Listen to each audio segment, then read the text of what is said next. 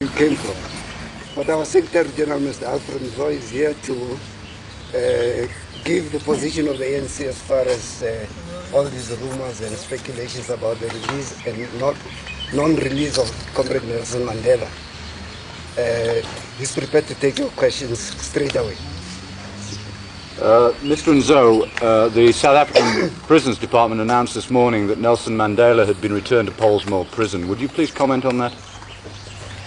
Well, what comment can we make? Because he had been taken out there for out of that prison for an operation which, as we understand, has been successful.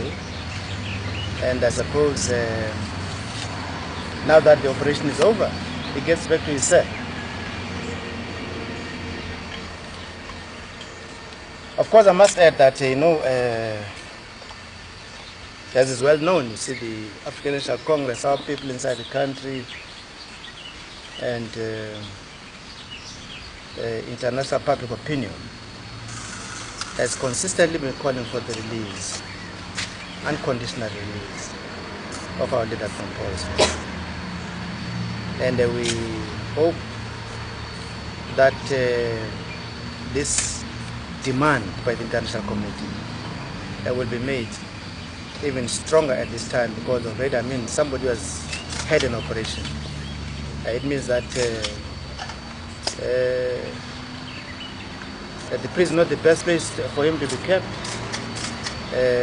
So that I think the demand should be made even more loud for the unconditional release of our leaders from prison. Mr. Nzo, how do you think the rumor started? And if it was only a rumor, why were all the lawyers talking to him yesterday? Well, you see, as far as we have been following the developments of these events, I think the rumor originates from the fact that, you see, as had been stated already, after the operation, it was so successful that he had recovered. And I suppose the people then started asking themselves the questions as to why does he still remain to be in hospital instead of going back to the prison. And of course then from there the speculation starts that perhaps something is likely to be happening. And one of the things, of course, being that he's likely to be released. I think that's how the speculation started. But why do you think the lawyers were talking to him for 2.5 hours yesterday? We've had to learn. We don't know yet. We've had to learn what happened. Do you think it's possible they made him an offer, a different kind of an offer, and it still wasn't good enough? Anything is possible. Anything is possible. When you go to speculation into your own analysis of the situation, why do you think at this juncture, at this particular point in time, there is this escalation of interest? That there have been interests and there have been offers since 1980 that have been rejected. But why would the government be in a situation that they might possibly be considering it? Could you give your analysis of the South African situation? Well, of course, you see, what has been happening is, first of all, inside the country, the struggle of our people has, in spite of the regime's brutal reprisals, have been continuing unabated. And that has caused a lot of concern, especially with the brutality that the world was witnessing. That has caused a lot of concern in the international community. And therefore the demands for the, first of all, for the cessation of this state of emergency that is now sweeping the country were made. And of course, we shall also remember that not so long ago,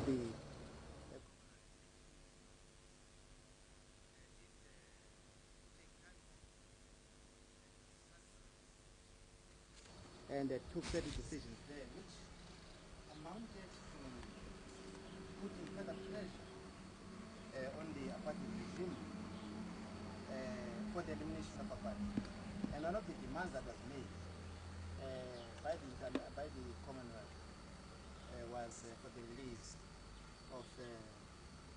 Mandela and other political prisoners. So that the pressure has been mounted. And the people then thought that perhaps that pressure is beginning to register somewhere within the ruling circles in South Africa, and that perhaps the time has come for them to react favorably to what the international community has been saying. That might be part of the reason.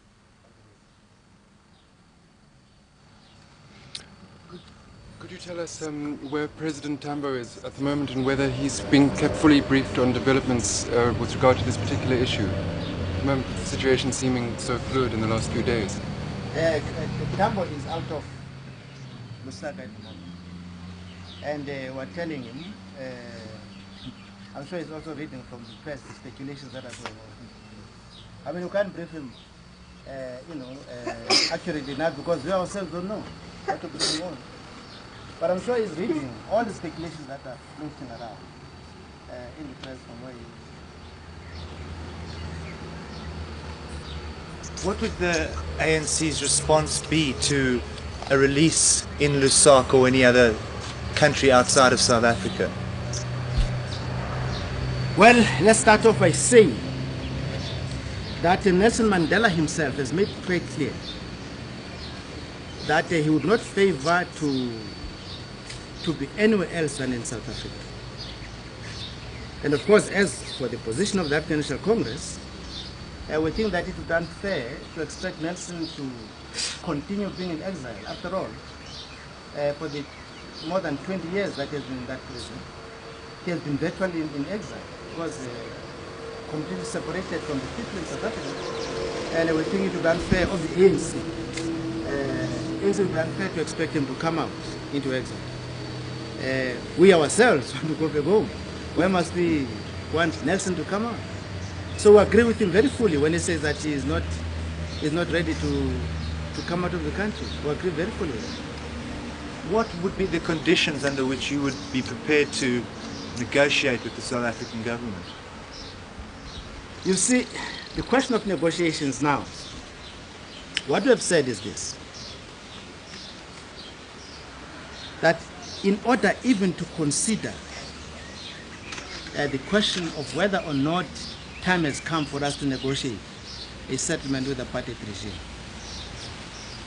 the following must happen. You see, I mean, if we must consider this, it must not just be us here, but we must meet with all the leaders of our people, in prison, those who are in prison at the moment, those who are in detention at the moment,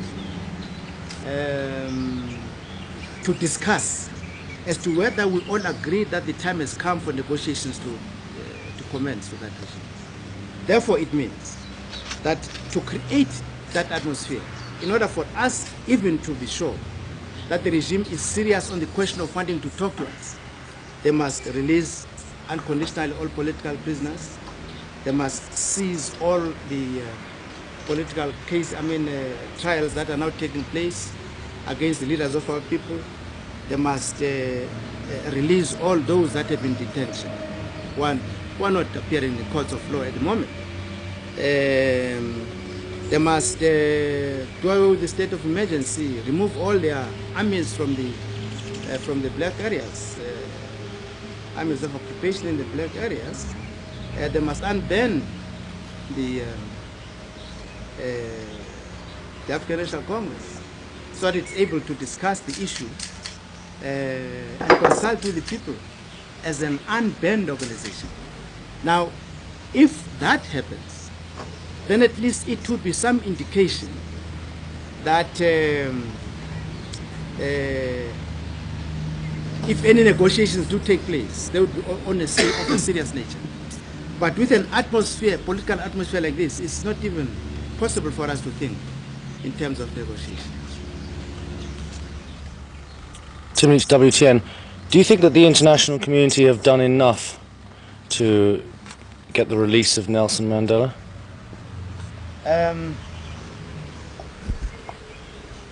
Well, firstly, we appreciate the fact that through various anti-apartheid movements, especially in Western Europe.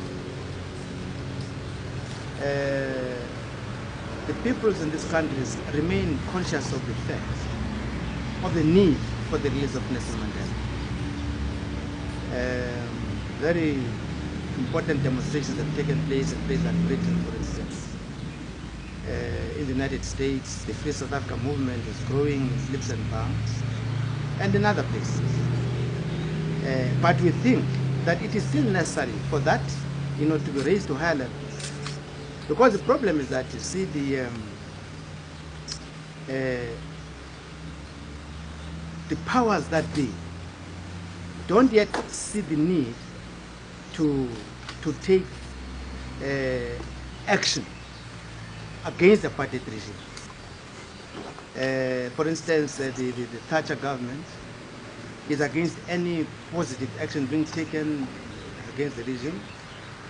Just recently, as we know, both the United States and Britain vetoed a resolution that sought to resolve the problem of Namibia. Therefore, we think that it's still necessary for the people in this country, to strengthen the lobby. Hopefully, to arrive at a situation where the rulers, those in government, will see the need to fall in line with what their own people are saying. You see, to mount this pressure, and of course, it's also necessary for the, for organizations like that of the African Unity to persistently put this pressure. The non-aligned movement, the United Nations, and so on and so on, to persistently put this pressure. Are you worried, though, that the release of Nelson Mandela might take the wind out of your sails? No, of course not. What wind out of our sails is it going to take? For one thing, you see, it is going to strengthen the effective leadership of our struggle.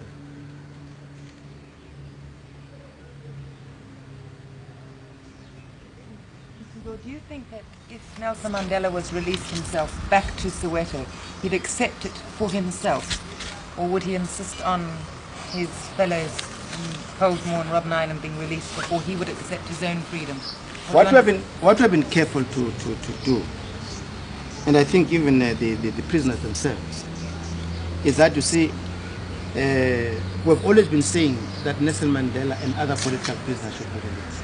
And that is the clear understanding even of all of our people. The solidarity of the political prisoners is such that Nelson would never want just to be singled out and other people left in prison.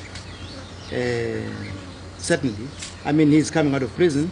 He would, one of the conditions he would make, if the regime still wants to keep the other people, is that the others must be taken out of prison. He wouldn't be satisfied, certainly, if he were to be singled out. And I don't think he would accept that either. To clarify, in your view, what's happened is he was offered a deal, and you know what his conditions are in terms of the principles, and you figure he's just said, I don't accept it. Is that how you see him getting put back in Pollsmoor? They've offered such conditions, for instance. I don't know what has happened now, but such conditions have been offered to him that he must renounce violence and so on. And we know what happened.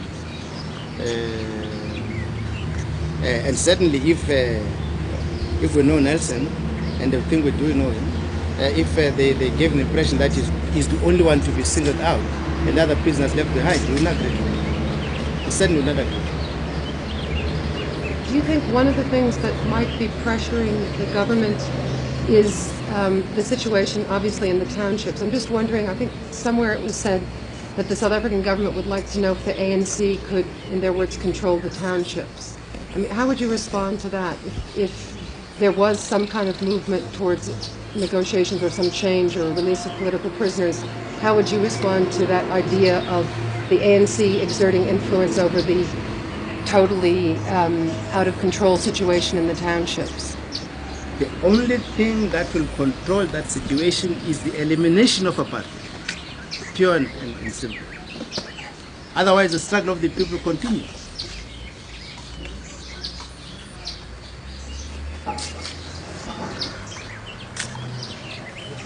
Well, I guess what they're asking is if there was a situation where the ANC could exert influence, what they say is that the ANC wouldn't be able to, that it's a kind of a spontaneous uprising, and the ANC would actually have... How much do you feel that the South Africans are just playing for time and playing with everybody concerned? Well, one thing that we must bear in mind is that, you see, the regime itself is in very deep political crisis.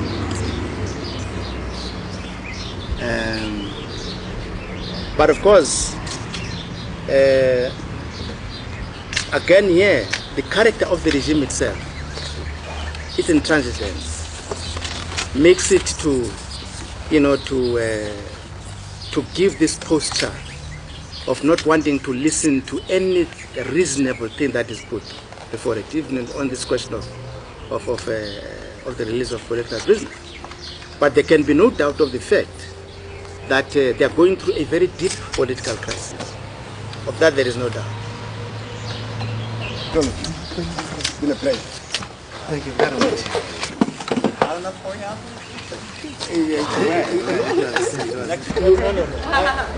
No, I should have said that everybody was on what now appears to have been a wild chase.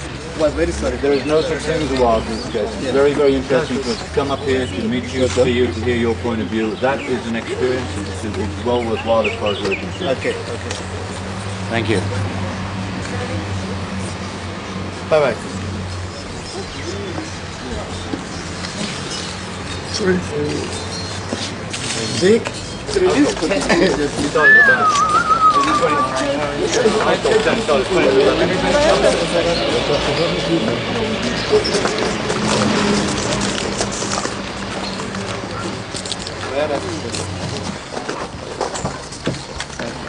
Bye-bye, gentlemen.